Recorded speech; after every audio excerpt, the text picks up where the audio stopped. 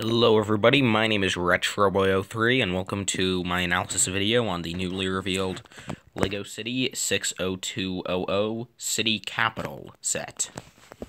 The rumored price for this set is $150 and, well, let's just get into it. So starting off, here's a picture of the front of the box, and you can see there's a lot of stuff here. There's a hot dog stand, there's a smart car, there's a regular car. There's like an ice cream vendor, a hotel, a crane, but I'll just get to the main pic, like the product photo, so we can just get a better look. So here that is, and starting off, we get quite a few minifigures. If I'm counting correctly, we get 12, it looks like. So that's a pretty nice amount to get in this one set.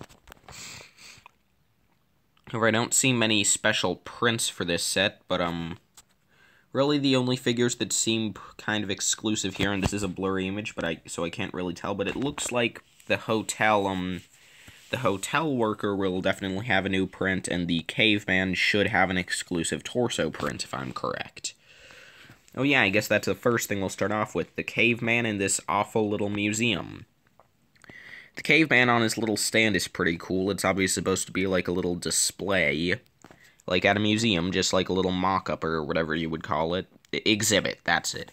But the museum is basically just a little glass box. That's kind of disappointing.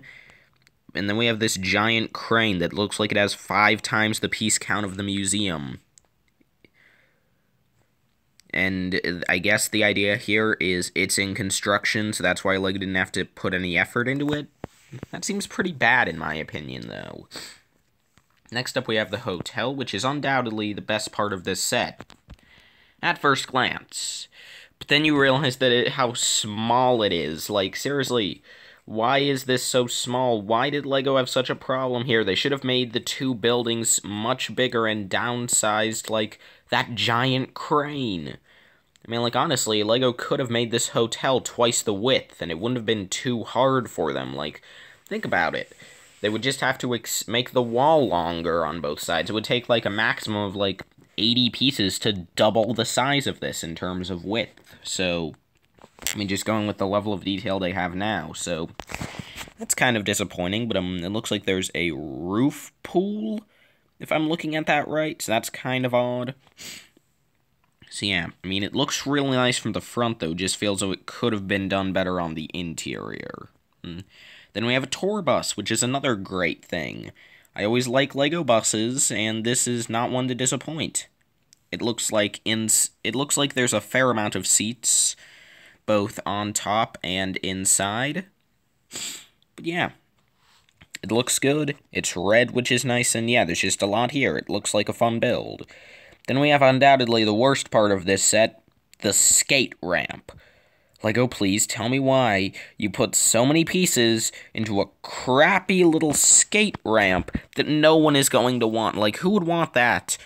It just doesn't look good. It would have been a lot better if LEGO wanted to include a skate ramp, they should have done, like, the 10-piece version that they did in, like, the Simpsons house. Because that version, not only is it a lot smaller, but it just looks better. This just doesn't fit in. Like, you would need to have a whole skate park to have this work, but there isn't a skate park set. It's just this, and this doesn't look good. So that's kind of disappointing.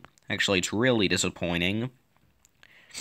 Then we have this ice cream vendor, which I actually really like. That's a cool build. I like how they have a bunch of studs stacked up to represent extra cones. That's smart.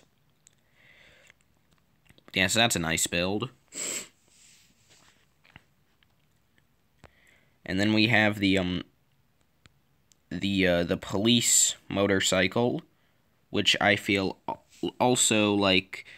I do like that that's the only police-based thing we're getting in this set. I hate it when LEGO City, city sets are dominated by police stuff.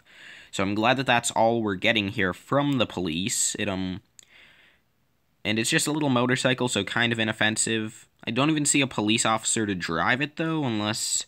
I can't tell. I think that guy with the ice cream cone might be a police officer, but I don't know. The torso doesn't really look like it, but I can't tell, really. Then we have this nice blue sports car, which is inoffensive. Then we have an orange version of Emmett's car, except this time it's an electric smart car, which is actually, it works. Yeah. Then we have a hot dog stand, which I actually kind of like that build. That's pretty cool. But yeah, so there's a lot of stuff here. Some of it I like, some of it I don't. Am I getting this set? Not a chance. Would I get this set if they'd made some changes to it?